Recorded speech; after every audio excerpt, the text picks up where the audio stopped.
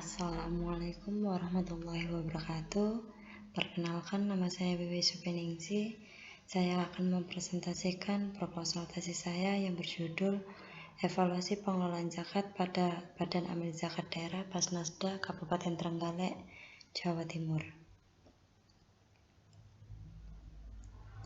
Yang pertama dari pendahuluan, yaitu ada latar belakang. Latar belakang di sini saya meraba-raba apakah ada permasalahan di dalam pengelolaan zakat atau tidak. Ternyata di sini saya menemukan pertumbuhan pengumpulan zakat tidak sebanding dengan realisasi penghimpunan zakat nasional yang masih sangat jauh dari potensinya. Dimana dari hal tersebut dibuktikan juga dengan ucapan dari Kepala Bappenas Bambang Brojonegoro yang menjelaskan bahwa rata-rata penyaluran zakat nasional adalah sebesar 66,03% dari total zakat yang dihimpun. Pada tahun 2016, zakat yang berhasil disalurkan ke masyarakat sebesar 2.931.000.000, sementara pada tahun 2017 sebesar 4.860.000.000. Dari jumlah penyaluran zakat tersebut pada tahun 2017 sebesar 78,1% telah disalurkan ke 8 golongan mustahik atau 8 golongan asnaf yang berhak menerimanya. Dari permasalahan tersebut, saya pikir permasalahan tersebut penting untuk dilakukannya penelitian.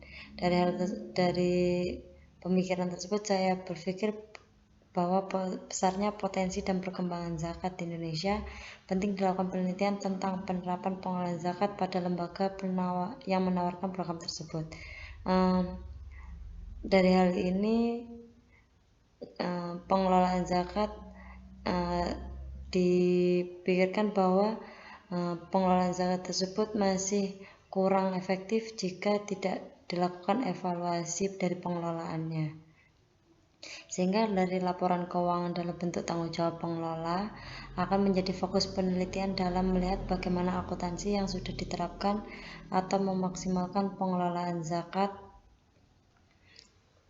Lalu dari laporan keuangan tersebut, dari hasil wawancara, observasi, dan dokumentasi, nanti akan ditemukannya kendala. Lalu saya akan menganalisis kendala dalam penerapan pola pengelolaan zakat perlu dilakukan untuk mencari solusi agar pengelolaan zakat bisa berjalan dengan baik.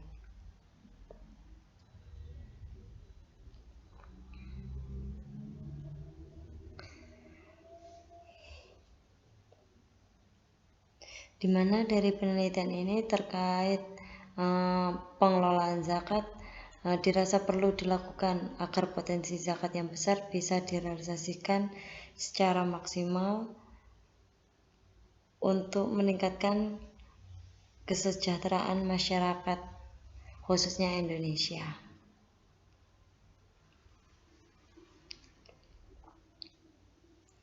Lalu dari pendahuluan ada fokus penelitian. Fokus penelitian di sini yaitu saya sebagai peneliti memfokuskan penelitian. Ada beberapa fokus penelitian. Yang pertama, fokus penelitian pada pola pengumpulan, pendistribusian, dan pemberdayaan zakat yang ada di Lembaga Amil Zakat Nasional di Kabupaten Trenggalek, yang dimana tidak hanya mengelola zakat, tetapi juga mengelola infak dan sedekah. Maka di sini fokus penelitiannya itu hanya kepada zakat, tetapi bagaimana cara mengelola zakat yang dicampurkan dengan pengelolaan infak dan sedekah itu tersebut. Lalu fokus penelitian yang kedua yaitu menganalisis kesesuaian laporan keuangan yang telah disajikan oleh Lembaga Amil Zakat Nasional di Kabupaten Trenggalek dengan standar akuntansi keuangan syariah. Yang ketiga, fokus penelitiannya yaitu menganalisis kendala pola pengumpulan, pendistribusian, dan pendayagunaan di Lembaga Amil Zakat Nasional di Kabupaten Trenggalek. Selanjutnya yaitu ada rumusan masalah. Dari statement latar belakang dan fokus penelitian tersebut, saya merumuskan masalah beberapa sebagai berikut. Yang pertama, bagaimana pola pengumpulan, pendistribusian, dan pendayagunaan zakat pada Lembaga Amil Zakat Nasional di Kabupaten Trenggalek. Kedua, bagaimana penyajian zakat dalam laporan keuangan pada Lembaga Amil Zakat Nasional di Kabupaten Trenggalek. Dan yang ketiga, apa saja kendala dalam penerapan pola pengumpulan, pendistribusian, dan pendayagunaan zakat pada Lembaga Amil Zakat Nasional di Kabupaten Trenggalek. Dan yang keempat, bagaimana solusi atas kendala yang ditimbulkan dalam penerapan pola pengumpulan, pendistribusian, dan pendayagunaan zakat pada Lembaga Amil Zakat Nasional di Kabupaten Trenggalek. Dari rumusan masalah tersebut maka dapat ditarik dari tujuan penelitian di sini. Ada beberapa sesuai dengan rumusan masalah tersebut, ada 4. Dari tujuan ini, yang pertama, mengidentifikasi pola pengumpulan, pendistribusian, dan pendayagunaan zakat pada Lembaga Amil Zakat Nasional di Kabupaten Trenggalek. Tujuan yang kedua yaitu menganalisis penyajian zakat dalam laporan keuangan pada Lembaga Amil Zakat di Kabupaten Trenggalek. Yang ketiga, menemukan kendala dalam penerapan pola pengumpulan, pendistribusian, dan pendayagunaan zakat pada Lembaga Amil Zakat Nasional di Kabupaten Trenggalek. Dan yang keempat, mengusulkan solusi atas kendala dalam penerapan pola pengumpulan, pendistribusian, dan pendayagunaan zakat pada Lembaga Amil Zakat Nasional di Kabupaten Trenggalek.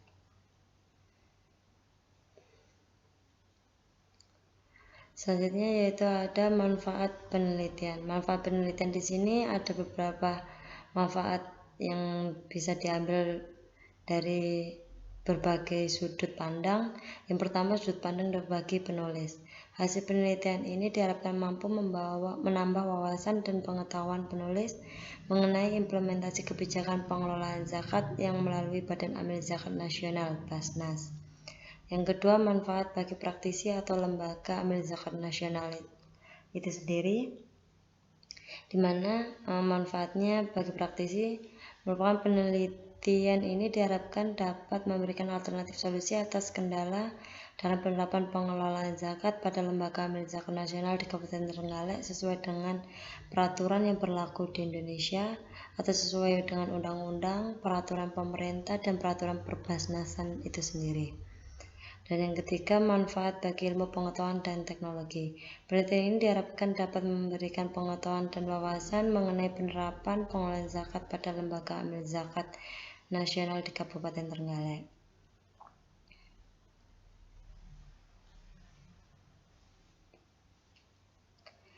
Dan yang selanjutnya, manfaat penelitian bagi akademisi, di mana penelitian ini diharapkan mampu memberikan pemikiran dan pengetahuan bagi akademisi dalam kebijakan pengelolaan zakat, sehingga mampu memberikan kontribusi positif bagi perkembangan pengelolaan zakat yang melalui Badan Amil Zakat Nasional atau biasa disebut Basnas di bidang pendidikan. Dan yang selanjutnya, bagi pihak lain, manfaat penelitian ini bisa dirasakan. Manfaat penelitian ini bagi pihak lain yaitu untuk memberikan informasi atau pengetahuan tentang kebijakan pengelolaan zakat melalui Badan Amil Zakat Nasional atau biasa disebut dengan Basnas, serta dapat memberi masukan dan referensi untuk pengambilan keputusan bagi seseorang yang akan menyalurkan dana zakatnya. Selanjutnya untuk bab 2 ada landasan teori. Dari landasan teori di sini ditinjau dari tinjauan pustaka, penelitian terdahulu, dan kerangka penelitian. Yang pertama dari tinjauan pustaka. Tinjauan pustaka yang pertama saya mengambil teori Syariah Enterprise Theory. Kenapa? Karena Syariah Enterprise Theory mengutamakan amanah atau tanggung jawab yang diberikan kepada lembaga untuk digunakan sebagaimana kewajibannya, dalam hal ini zakat.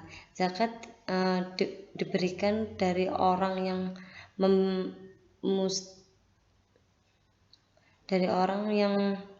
memberikan sebagian hartanya kepada lembaga amil zakat dan memberikan amanah atau tanggung jawab kepada lembaga tersebut untuk memberikan zakat tersebut kepada orang-orang yang berhak atau yang biasa tergolong ke 8 asnaf atau biasa sebagai mustahik.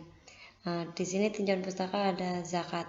Zakat sendiri merupakan sejumlah harta tertentu yang wajib dikeluarkan oleh seorang muslim untuk diberikan kepada orang-orang yang berhak menerimanya atau sesuai dengan 8 asnaf. Jadi zakat di sini searah dengan teori Syariah Enterprise Theory. Yang selanjutnya ada pengelolaan zakat. Pengelolaan zakat merupakan suatu kegiatan perencanaan, pendistribusian, dan pendayagunaan bagi zakat itu sendiri. Selanjutnya ada hukum pengelolaan zakat. Awal dari bermunculnya hukum zakat yang ada di Indonesia berasal dari Undang-Undang Nomor 38 Tahun 1999 tentang pengelolaan zakat yang diganti atau diamandemen dengan Undang-Undang Nomor 23 Tahun 2011 tentang pengelolaan zakat. Lalu bermuncul juga peraturan-peraturan yang mengikuti seperti di bawah ini. Yang pertama, Peraturan Pemerintah Nomor 14 Tahun 2014 tentang pelaksanaan Undang-Undang Nomor 23 Tahun 2011 tentang pengelolaan zakat. Selanjutnya ada Peraturan Basnas Nomor 4 Tahun 2018 tentang pelaporan pelaksanaan pengelolaan zakat. Dan yang ketiga ada Peraturan Basnas Nomor 5 Tahun 2018 tentang pengelolaan keuangan zakat. Dan yang keempat ada Peraturan dari Pernyataan Standar Akuntansi Keuangan Nomor 9 Tahun 2010 tentang akuntansi zakat. Dan selanjutnya dari landasan teori di sini ada penelitian terdahulu yang sebagaimana dapat didasarkan atau didasarkan untuk pedoman untuk penelitian. Yang pertama di Indonesia, di mana ada Nurul Huda tahun 2013 meneliti tentang akuntabilitas pengelolaan zakat melalui pendekatan modifikasi action research. Yang kedua, Pertiwi Holmi Duniati 2012 meneliti tentang analisis penerapan akuntansi dana zakat infak sodako dalam lembaga amil zakat di Kabupaten Malang. Ada Hermawan dan Rini 2016 meneliti tentang pengelolaan dana zakat infak dan sodako perspektif Syariah Enterprise Theory. Fadila Sri Rusana 2018 meneliti tentang a qualitative approach, contribution development attitude of zakat management and socio-economic. Selanjutnya, zakat juga diteliti di beberapa negara selain di Indonesia, seperti halnya di Malaysia yang diteliti oleh Sanusi 2014 yang meneliti tentang the dynamic of capital structure in the operation of zakat and corporate tax. Lalu di Malaysia juga ada zakat diteliti oleh Hasan, dan Ali tahun 2019 yang meneliti tentang a proposed human resource management model for zakat institution in Malaysia. Selanjutnya juga zakat diteliti di negara Filipina, di mana di negara Filipina diteliti oleh Adam Osman pada tahun 2019 yang meneliti tentang determinant of intention to give zakat on employment income experience from Marawi City in Philippines. Selanjutnya zakat juga diteliti di negara Bangladesh. Di negara Bangladesh yang melakukan penelitian yaitu Mahmud Hasan dan Alam 2014 yang meneliti tentang opinion of the zakat recipients on their food security, a case study on Bangladesh. Selanjutnya terdapat kerangka pemikiran sebagai berikut.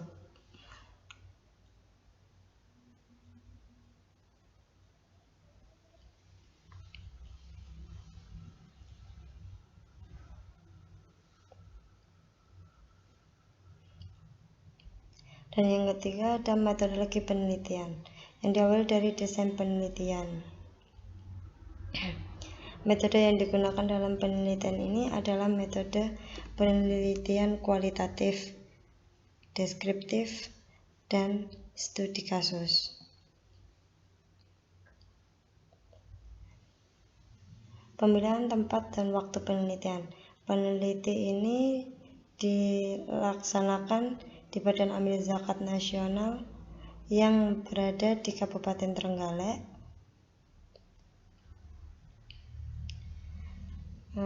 Waktu peneliti dilakukan pada bulan Februari 2020. Selain itu, pengumpulan data juga dilaksanakan dengan wawancara kepada ketua, bendahara, dan ketua pengelola pada Badan Amil Zakat Nasional di Kabupaten Trenggalek.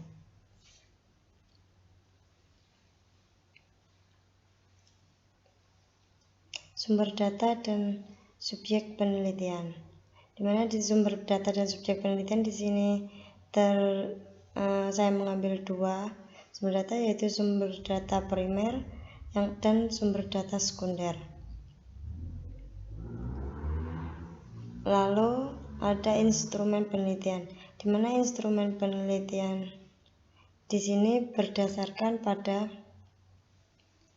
prosedur pengumpulan data berupa triangulasi dengan metode wawancara, observasi, dan dokumentasi yang searah dengan data primer dan data sekunder atau sumber data tersebut. Lalu ada prosedur pengumpulan data. Prosedur pengumpulan data di sini ada observasi kualitatif. Observasi kualitatif di sini saya melakukan observasi secara langsung kepada objeknya, lalu wawancara, dokumen-dokumen kualitatif dan audiovisual, serta ada teknik-teknik analisisnya.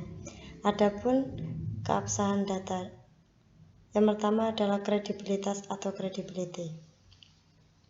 Kredibilitas atau credibility bisa dengan cara perpanjangan kehadiran peneliti atau pengamat atau prologue observation. Yang kedua, kredibilitas juga bisa dilakukan dengan pengamatan terus-menerus atau persistent observation. Dan yang ketiga, triangulasi atau triangulation yang biasa dengan dokumentasi, wawancara, dan observasi tersebut, lalu dilakukan dengan diskusi teman sejawat. Lalu ada analisis kasus negatif, di sini digunakan sebagai pembeda atau penelitian pembeda di sini. Lalu ada pengecekan atas kecukupan referensial atau referential adequacy checks. Lalu ada pengecekan anggota atau member checking. Dan selanjutnya dari keabsahan data, selain ada kredibilitas, ada transferabilitas atau transferability, dan yang ketiga ada dependabilitas atau dependability. Konfirmabilitas atau confirmability. Terima kasih atas presentasi kali ini. Wassalamualaikum warahmatullahi wabarakatuh.